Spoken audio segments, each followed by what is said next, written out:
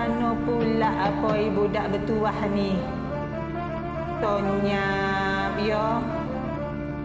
Siaplah jangoi. Kau baru tu tak beri makan lagi. Batu kikir jambatan bosi, gulai udang sebelah. Assalamualaikum warahmatullahi wabarakatuh. Selamat bertemu kembali dalam minggu yang ke-32. Allahu Akbar, cepat sungguh masa berlalu. Sudah pun sampai ke minggu yang ke-32 untuk kita sesi ber-PDPR. Baik, apa macam tudung yang saya sarungkan di kepala ini? Apakah jenisnya? Apakah keistimewaan tudung yang saya pakai ni? Daripada manakah tudung ini dapat dihasilkan? Baik. Apakah nojang? Apakah nojang? Kau monong ajo orang di rumah. Kau di mana? Kan? Pernah dengar tak lagu tu? Satu ketika dahulu, lagu ini memang menjadi siulan apatah lagi orang negeri ini. Negeri apakah ataupun lorat apakah yang saya baru lontarkan tadi? Cuba fikir. Pernah dengar tak? Dia nak khabar ni, kan? Pernah dengar ke? Baik, tak lain tak bukan apa yang saya sebutkan dan juga nyanyian saya sebelum ini tadi adalah lorat ataupun lorat negeri Nogori Sembilan, kan? Negeri Sembilan merupakan sebuah negeri yang mementingkan adat, ya, antara adat yang menjadi ikutan, ya, adat Pepatih, ya, adat Pepatih, kan? Kalau kita negeri selain daripada Negeri Sembilan dan juga Minang merupakan mengikut adat Temenggung. Baik, cuba kita tengok apakah keistimewaan Negeri Sembilan ni, macam mana kisah dan sejarah yang kita boleh singkap kembali, kita kenang kembali, kerana daripada mengenang itu kita akan dapat merasai sesuatu, sama ada rasa sedih, rasa gembira ataupun rasa sesuatu yang dapat menghiburkan hati, kan? Contoh kalau kita sekarang dalam suasana PKP tidak boleh keluar, hanya mampu mengenang peristiwa-peristiwa lama lah, kenangan-kenangan silam. Kenangan silam aku dan dirimu, macam tu, kan? Maknanya kita dapat menyingkap kembali sejarah yang berlaku di Negeri Sembilan. Macam mana Negeri Sembilan itu dibuka, siapa pengasas dia, kenapa bentuk rumahnya sedemikian rupa, dan kenapa pula kalau ada kata Negeri Sembilan ni ada di Minang. Negeri Sembilan lah, Minang tu apa? Baik, kita telusuri satu per satu, lepas tu 2 per 2 hinggalah kepada akhir. Sebelum saya cerita satu persatu keistimewaan Negeri Sembilan, itu sebab saya sarungkan di kepala saya, ya, dengan tenunan songke. Saya pinjam suami saya punya sejak. Kerana apa? Saya nak menggambarkan bahawa jika anda lihat ataupun menelusuri, menghayati kebudayaan bagi dan juga adat Negeri Sembilan ini, perempuan pun dia punya tengkolok ataupun kita panggil telepuk di atas kepala yang akan dipakai, ya.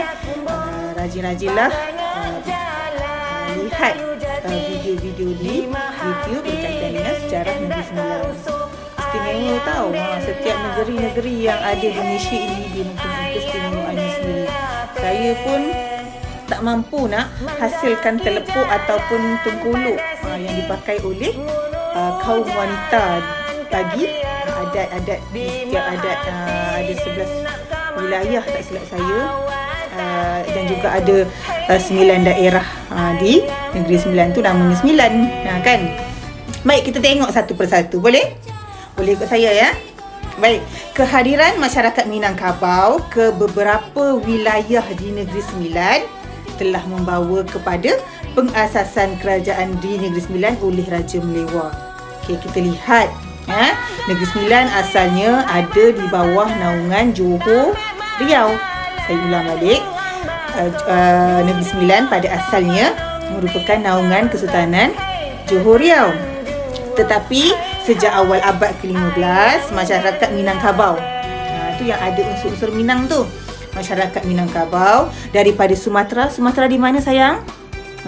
Sumatera di Indonesia telah merantau dan mendiami beberapa wilayah di Negeri Sembilan.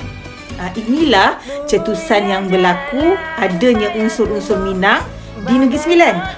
Kerana orang Minang ataupun masyarakat Minangkabau daripada Sumatera datang berhijrah ke Negeri Sembilan dan membuka beberapa wilayah serta mendiami di beberapa kawasan di situ. Baik, pada tahun 1770, 4 penghulu luak. Kalau orang Perak kata luak tu kurang, kan, berkurang. Okey, 4 penghulu luak terdiri daripada Sungai Ujong, Jelebu, Johor dan Rembau telah menghantar utusan untuk menjemput anak Raja Minangkabau di Sumatera untuk dirajakan di Negeri Sembilan. Boleh saya ulang sekali lagi?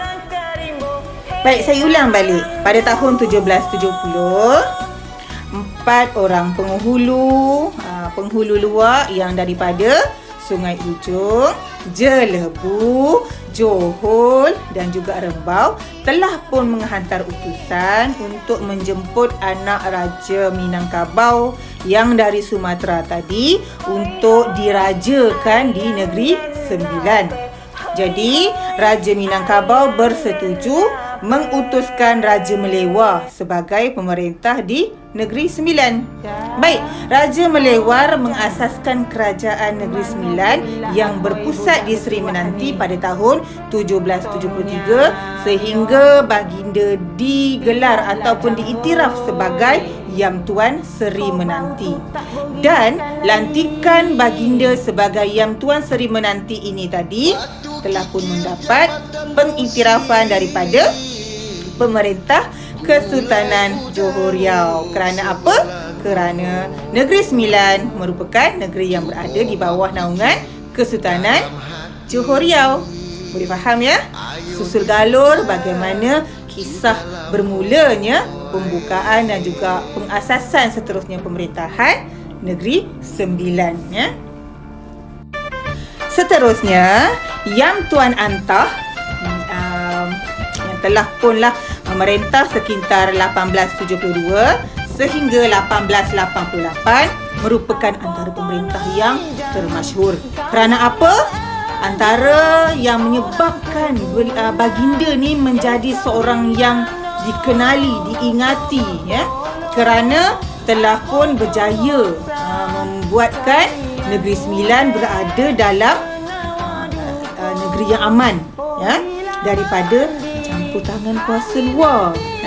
Maknanya dia mempunyai kredibiliti, dia mempunyai suatu kelebihan bagaimana untuk memastikan ancaman luar tak dapat tembus ke dalam Negeri Sembilan.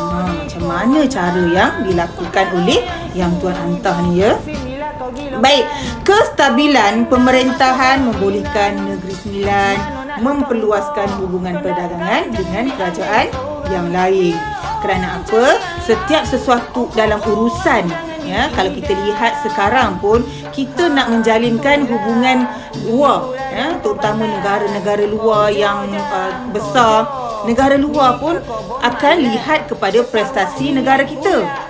Sama ada negara kita ini mampu dapat memberi keuntungan kepada mereka, dalam istilahnya win-win situation, kerana apabila negara kita bebas daripada ancaman maka mereka pun yakin. Tradisi melantik pemerintah dari Minangkabau berakhir dengan kemangkatan Yang Tuan Lenggang. Bukan lenggang, lenggang, lenggang, hai lenggang kangkung. Bukan, itu lagu. Yang ini gelaran yang kita rasa sesuai kepada pemerintah yang pernah memerintah Minangkabau, ya. Okey, pemerintah daripada Minangkabau, maafkan saya. Okey, seterusnya pertabalan Yang Tuan Radin iaitu putera Yang Tuan Lenggang pada tahun 1830 menandakan bermulanya sistem penggantian waris pemerintah tempatan daripada keturunan Yang Tuan Radin. Jadi maknanya apabila berakhir sesuatu ataupun susur galur pada pemerintah itu dan dilantik pula kepada salah silah ataupun susur galur kepada keturunan yang lain, maka keturunan yang tadi sudah pun berakhir. Namun begitu, kuasa memilih Yang Tuan kekal ditentukan oleh undang yang keempat. Jadi luak penghulu ni undang pula, sebab dia dalam sistem pentadbiran Negeri Sembilan berbeza dengan sistem pentadbiran negeri-negeri Melayu. Dia ada keistimewaan dia sendiri. Dia ada undang, dia ada luak, dia ada perut, dia ada buapak dan sebagainya. Baik, undang yang dimasukkan di sini ialah undang daripada Sungai Ujong, maafkan saya, undang Jelebu, undang Johor dan Rembau. Saya ulang balik, kuasa untuk memilih Yang Tuan kekal di Negeri Sembilan ini boleh dipilih oleh 4 undang. Undang daripada Sungai Ujong, undang daripada Jelebu, undang daripada Johor dan juga undang daripada Rembau, ataupun kalau istilah bahasa lorak Negeri Sembilan, Rombau, kan buari, kan. Baik, Seri Menanti kekal menjadi tempat bersemayam Yang Tuan Besar Negeri Sembilan sehinggalah sekarang. Manakala istana di Seremban merupakan istana hinggap. Istana hinggap ni merupakan istana yang sementara untuk tinggal ketika adanya macam mana saya nak sebut, merupakan istana yang disinggah sementara sekiranya ada apa-apa majlis ataupun perayaan ataupun apa-apa jua peristiwa bersejarah yang dia lakukan. Saya mengharapkan anda dapat faham apa itu istilah istana hinggap dan juga topik pembelajaran kita pada hari ini. Mudah-mudahan anda dapat sesuatu, dan yang paling penting ialah hargailah kisah-kisah sejarah yang berlaku di negara kita, ya. Kerana tanpa ada pendedahan sebegini melalui pembelajaran awak setiap hari mengikut jadual, di samping juga pembacaan anda mungkin daripada buku-buku mahupun paparan-paparan artikel di media sosial, tidak menjadikan kita sebagai seorang yang mampu menghargai sesuatu itu. Sama ada sejarah yang kita alami mendatangkan kesedihan, kegembiraan, namun anggaplah apa yang berlaku itu merupakan satu pengajaran, ya, sebagai satu peringatan juga kepada diri kita. Baik, untuk yang akhir saya akan berikan tugasan di dalam channel grup kita seperti mana biasa, dan jangan tak buat, jangan menghabiskan boreh je. Jangan tak buat tugasan yang dan boy tu. Okey, assalamualaikum warahmatullahi wabarakatuh. Selamat jumpa.